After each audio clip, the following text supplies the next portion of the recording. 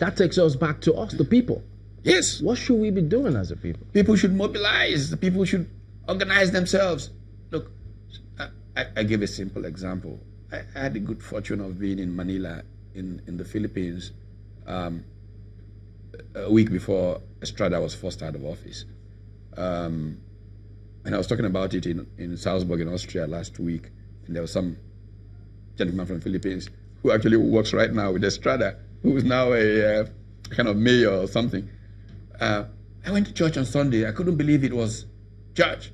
The priest was railing against this president. And the whole community, within 1 week, Estrada was out of office. The same thing that happened to, of course, the ultimate dictator, Ferdinand Marcos. These small women with their rosaries were on the streets, and General Ramos was ordered to move his tanks against these small women with their candles and their rosary beads. And Ramos kind of moved and looked at the women, looked at his tanks, and turned the tank against the palace. And that was the end of Marcos. We need a new people power in our country. How do we achieve that? You see, our young people are on social media, and most of the times they are abusing each other unnecessarily. They can use it for good by mobilizing and educating people for what we need to do as a country to be a better people. Again, my great fortune of wandering around this planet. I was in Cairo. I went to do some work for the Afro-Exim Bank in the middle of the Arab Spring. And in my hotel, it was a Sheraton in Heliopolis. In the evenings, when they come back from Tahrir Square, you would see the waiters bubbling with excitement, showing you the video clips from their phones of the activity of that day. People got to realize that it's their country. And if they don't build it, nobody will build it for them. And at least raise their voices. We need leaders to help them raise their voices.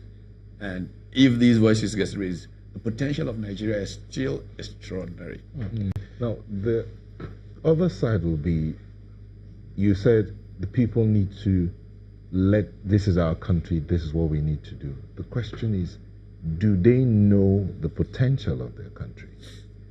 And that's why leadership matters. That's why civil society. But what if the leadership, who provides that leadership? Can the people provide the leadership for themselves? Because if they're waiting for someone to lead them, they might not even believe in the person who's leading. Leaders get thrown off. They come from amongst the people. And they come from a certain heart for service. And others will identify from amongst themselves people who have that heart. In fact, one of the things I detest the most in this whole business is, they say you have not shown that. You don't show. Leadership, in my understanding, people come to you and say, look, we've seen something in you. Could you kindly do this for us? And then the capacity flows in. It's not something you hustle for. People who hustle for position are usually not even the right people for it, because they have motives that are typically ulterior. So what I think that all people need to do is see themselves within their small spheres. My faith, my belief, is that we are created as people to be benefit to our neighbors. We are gifts one to another. And in that exchange of gifting one to the other, we come to a collective sense of self. We Africans, we're the ones who say, I am because we are. And that sense of community has always been with us. Why did we lose it? How did we lose it? One of the terrible things that happened to our country is the death of the students' movement. Many of us cut our teeth as student leaders in the university. And in fact, somebody who I respect a great deal was the one who brought it back to me. A couple of months ago, I was chatting with General Alani Akinriade, and he was talking about not too young to run and all of that.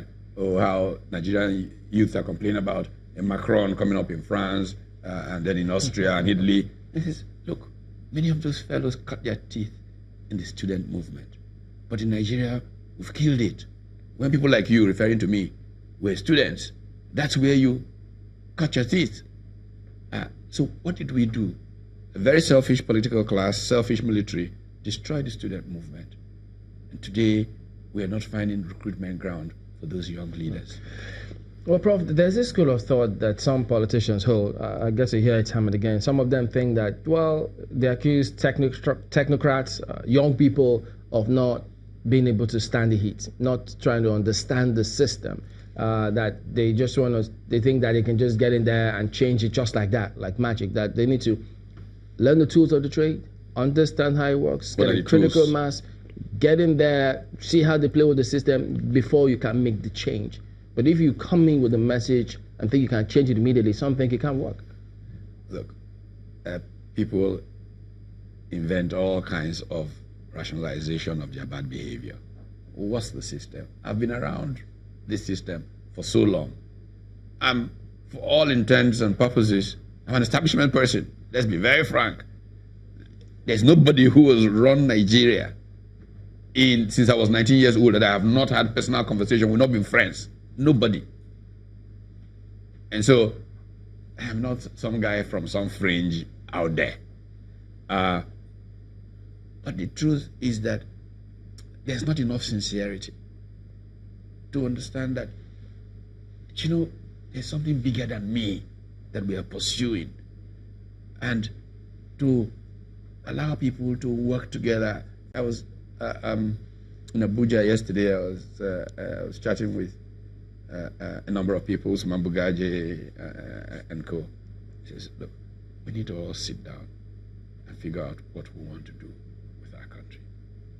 Because this not having elite consensus is costing us so much. I think that it is not hard to see Nigeria's potential and to see that just seriousness of purpose can get us there. What has happened is that a few people who are scared of their own limitations, who fear that they may not be able to compete, have created criminal loops to try and corner the system. You see, the grave danger Nigeria faces today is that our political parties have, for all intents and purposes, be hijacked by criminal gangs.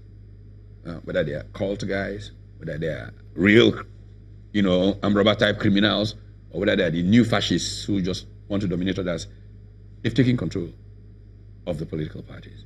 And we've now created a national security crisis. And that national security crisis is such that many of the people who are watching us from outside are looking at what is emerging as a new leadership, quote unquote, elite in Nigeria. And they say Nigeria could shortly be formally classified as a rogue state because those who run it are going to be significantly criminals. Do we want to live in such a country? And so the sooner we begin to get together to discuss things, to say, this cannot go on, the sooner we can get to where Ingo Walter talked about, that bottom where Nigerians say, enough, and it can start coming back up. All right, we'll anchor at that point. Interesting conversation with Mr. Pt.3, Professor of Political Economy. Thank you for coming on this morning. Pleasure. All right, well, back in a moment. Stay with us.